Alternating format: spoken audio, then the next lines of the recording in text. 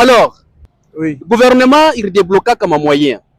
Il est moyen, il croit à mon mikono, il y a ministère, il y a un genre famille, enfants, action humanitaire, ainsi de suite, santé, pour que Babé en charge médicale ou les victimes d'Ebola.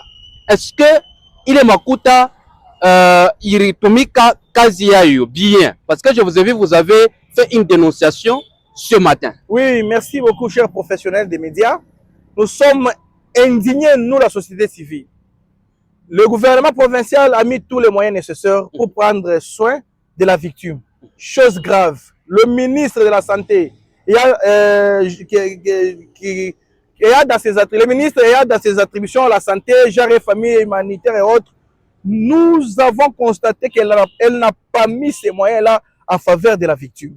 La victime est délaissée à son triste sort. Depuis le 28 décembre que la victime a été violée, jusqu'à preuve de contraire, la victime n'a jamais eu un soin approprié qui a été donné pour les maladies ou bien les mycoses qu'on a trouvées. Elle a passé plus de 5 à 6 fois à 2 examens. Nous nous demandons quels sont les résultats de ces examens-là et pourquoi on ne donne pas de soins appropriés à cette victime-là. Mais on avait dit que le gouvernement avait pris en charge la victime. Si le gouvernement a décaissé l'argent, bien le gouverneur, l'exécutif provincial a cette information, c'est une fausse information.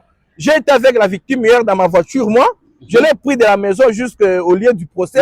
La jeune fille Déborah. La jeune fille Déborah. J'ai parlé avec la jeune fille, je lui ai juste demandé tout ce qui se passe. Elle m'a dit que depuis que l'événement est passé, elle n'a jamais été soignée. Elle a reçu quelques plaquettes de médicaments que le ministère de la Santé lui avait donné 50 000 francs pour le premier jour. 50 000 francs. 50 000 francs que le ministre a décaissé pour donner à la fille. Deuxièmement, ils ont reçu 250 $. Et de les 250 $, elle a été contrainte de signer sur un document qu'elle ne connaît pas le contenu selon ses explications. On m'a dit de signer parce qu'on m'a donné 250 $.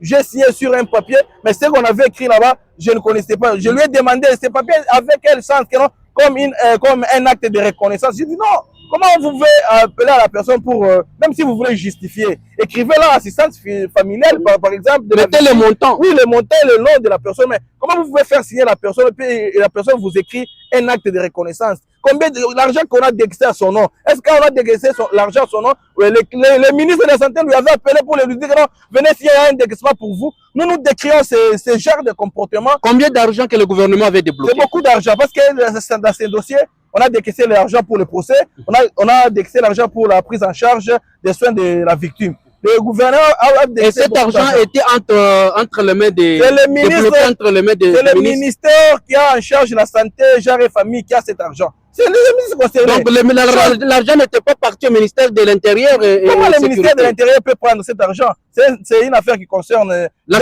famille et la santé. Hier, là, si vous avez remarqué, le ministre de l'Intérieur a pris son temps de suivre le procès du début jusqu'à la fin. Et l'autre ici, c'est voir trop occupé, on se demande par exemple. Elle a la charité qui dépasse notre ministère. Pas même, non. Elle est la maman, mais elle n'a pas la charité, elle n'a pas le souci d'une vraie mère. Elle n'était pas présente. Elle n'était pas présente, on n'a pas vu sa présence à l'audience. Et une chose qui a étonné la population, et la population a demandé où est le ministre de la Santé, parce qu'ils travaillent en collaboration. Quand il y a un problème de la sécurité, de la santé, les deux ministères se mettent ensemble pour trouver la solution. Mais lorsque l'autre ici travaille, l'autre ne travaille pas, ça prouve en suffisance que non.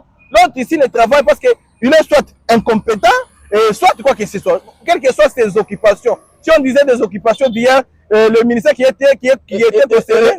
Vu aussi le volume de l'audience d'hier. Vu aussi la sensibilité de la situation. Elle pouvait être là. Et surtout que c'était une fille qui a été violée par un collectif de 10 hommes et dames. Nous lançons ce message à Maman Gouverneur. Si elle a décaissé l'argent, qu'une enquête soit vraiment diligentée avec toute urgence pour qu'on sache où est parti cet argent. À notre possession, les informations que nous avons à notre possession, l'excellence, le ministre de la Santé a décaissé que 50 000 plus 250 $.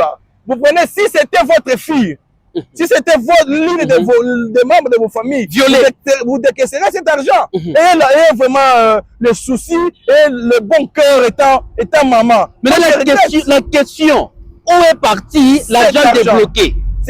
Nous travaillons sur ce point-là. Nous faisons les enquêtes déjà pour savoir combien on a débloqué et où est parti cet argent. Nous vous reviendrons dans un bref délai pour vous donner les détails sur ces points. Chers téléspectateurs, nous vous reviendrons. Tous, on est sur ce dossier. Nous investiguons pour en savoir plus. Combien le gouvernement avait débloqué, où est partie cette somme débloquée, combien d'argent que le gouvernement ou le ministère avait utilisé pour l'organisation de tout ceci, tout cela. Alors, la destination de cet argent. Et pourquoi la ministre n'était pas présente hier à l'audience, vu la sensibilité de la situation?